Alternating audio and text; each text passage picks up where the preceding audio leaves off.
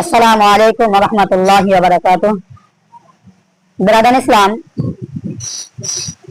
একজন ভাই তিনি একটি মশলা জানতে চেয়েছেন যে আমরা যে পশু কোরবানি দিই, সেই পশুর কোরবানির বিষয়ে বয়স নিয়ে কিছু প্রশ্ন এসেছে। কি কোন পশুর কত বয়সের প্রয়োজন আছে? তো ব্রাদার ইসলাম, আমাদেরকে তো অবশ্যই জানা প্রয়োজন আছে ছাগল জাতি জিনিস যেগুলা, যেমন ছাগল ধরেন, এই ছাগলের বয়স আপনাকে সম্পূর্ণ 1 বছর হতে হবে। এই 1 বছরের মধ্যে যদি একদিন কম হয়ে যায় তাহলে কিন্তু এই ছাগলের কোরবানি হবে না। তার মানে আমাদেরকে একটি ছাগলের বয়স আপনাকে সম্পূর্ণ 1 বছর হতে হবে। গায়ের মধ্যে অনেক ওর সিরিয়ালে যেগুলো আছে, ধরেন মোষ আছে, তারপরে আপনার উঠে তো 5 বছর বয়স লাগবে আপনার, কিন্তু গাই মোষ এগুলা 2 বছর আপনাকে সম্পূর্ণ হতে হবে। এই 2 বছর সম্পূর্ণর মধ্যে যদি একদিন কম হয়ে যায় তাহলে কিন্তু এই গায়ের কোরবানি কিন্তু হবে না, মোষেরও হবে না, যেহেতু এগুলানের বয়স বলা হচ্ছে 2 বছর সম্পূর্ণ হতে হবে।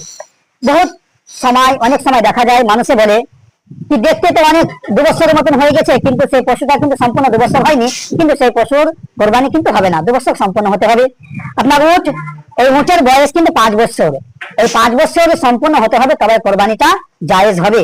আর যদি 5 বছরের মধ্যে কম হয়ে যায় তাহলে কিন্তু কোরবানি জায়েজ হবে না।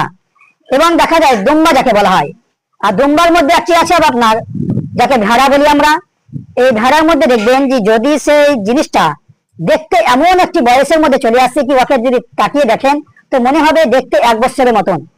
এই ভেড়া এবং দুম্বার বয়স হয়তো 6 মাস হয়েছে, কিন্তু দেখতে তাকে মনে হয় 1 বছর হয়েছে, তাহলে এই ভেড়া আর দুম্বার কিন্তু কোরবানি জায়েজ আছে, হয়ে যাবে। 6 মাসের মধ্যে যদি দেখতে 1 বছরের মতন হয়, শরীর স্বাস্থ্য ভালো আছে পশুর, তাহলে কিন্তু কোরবানি জায়েজ আছে, কোরবানি হয়ে যাবে। এই বিষয়টা আমাদের মশলা আমাদের সকলকে ধ্যানে রাখার প্রয়োজন আছে, যেহেতু এটা হচ্ছে একটি মশলা, শরীয়ত বিধান আমাদেরকে মেনে চলতে হবে। আল্লাহ তাআলা আমাদের সকলকে যেন এই মশলার প্রতি আমল করে কোরবানি দেওয়ার তৌফিক দান করেন। আসসালামু আলাইকুম ওয়া রাহমাতুল্লাহ।